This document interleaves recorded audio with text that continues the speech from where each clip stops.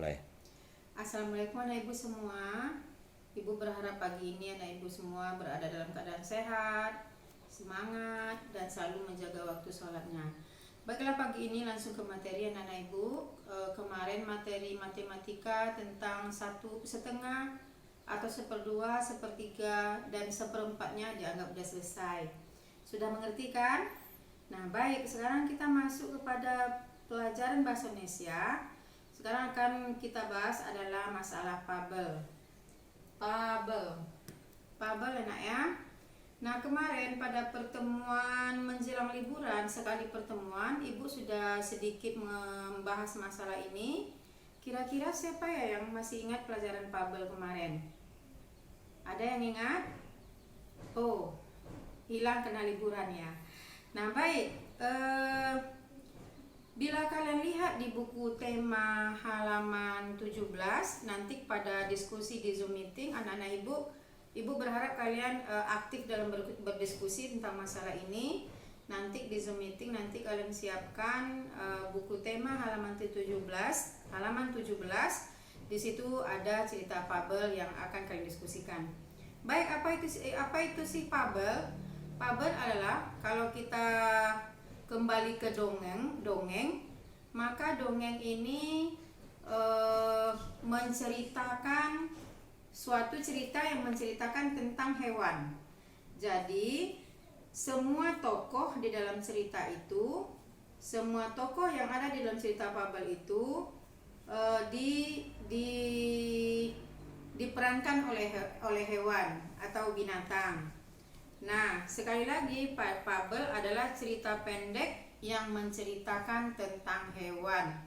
Jadi dalam cerita itu tidak ada peran manusia, tidak ada yang namanya si Ahmad, tidak ada yang namanya si Mita. Yang ada di situ malah nama binatang nanti dihubung-hubungkan dengan seolah-olah dimainkan oleh nama binatang dihubung-hubungkan dengan nama manusia. Misalnya si kancil yang cerdik, bisa saja di kancil itu berubah namanya.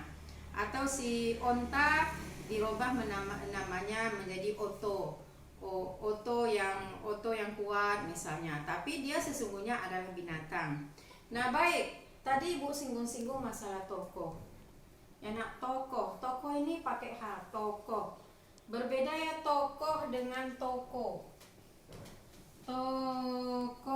Kemarin ibu jelaskan, bagi yang lupa, apa sih ya beda tokoh dengan toko? Ini jauh sekali perbedaannya.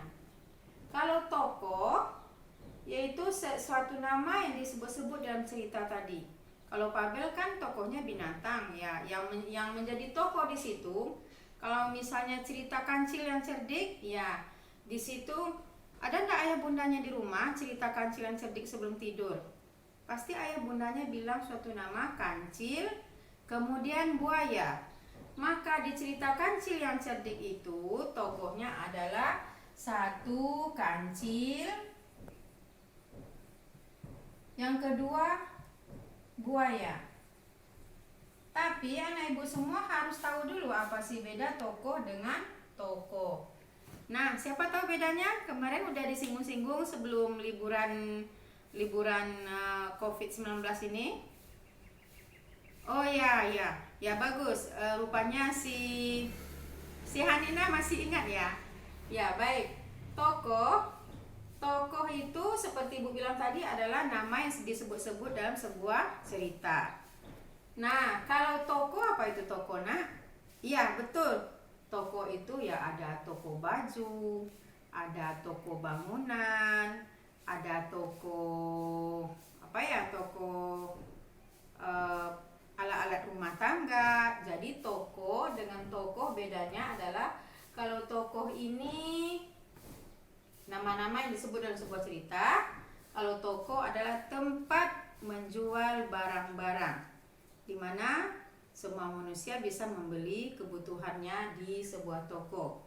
Itu dia. Kemudian Pabel atau dongeng itu sifatnya adalah fiksi. Kemarin juga ibu udah singgung-singgung apa itu fiksi. Fiksi itu adalah sebuah cerita yang hayal, yang berhayal, yang imajinatif.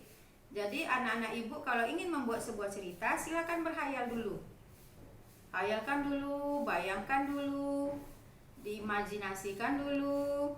Nah, setelah nanti dihayalkan, biasanya kalau sebuah pengarang barulah dia menulis sebuah cerita. Anak-anak ibu juga begitu. Kalau ingin bercerita sama teman-temannya, nanti ada session anak-anak ibu masing-masing bercerita dengan temannya, harus bisa membuat suatu dongeng yang berbentuk fabel tadi. Kemudian anak-anak ibu ceritakan sama teman yang di sebelahnya. Nanti di Zoom meeting kita akan berdiskusi masalah itu. Yang penting anak ibu tahu apa itu fabel. Fabel itu adalah sebuah cerita pendek yang menceritakan binatang.